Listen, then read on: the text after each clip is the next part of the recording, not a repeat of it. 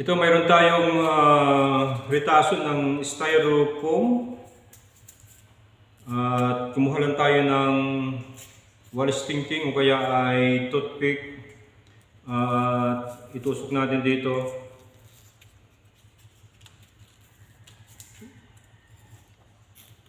Ating kurtihan, i-design natin sa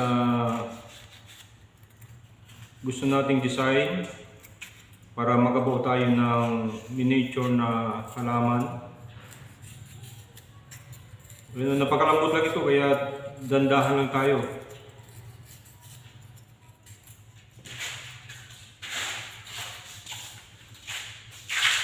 Yan, ito na ngayon ang kalalabasan.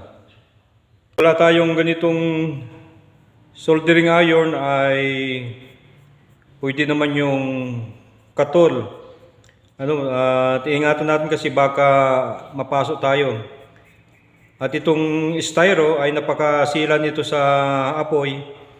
Kaya kunting dampi lang ng ating soldering iron ay kaagad siyang nasusunog. Yan lo, napakasimple lang ang gagawin natin para lang tayong naglalaro. Ito na ngayon yung ating ginawa. Ngayon ay atin siyang kukulayan. Gamit natin itong acrylic paint na kulay green. At ating bubudburan ng sawdust.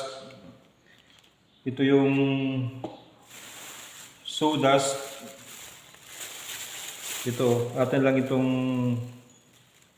sasalain. Tapos kukulayan natin kung anong kulay ang gusto natin, tapos ibilad natin hanggang sa matuyo.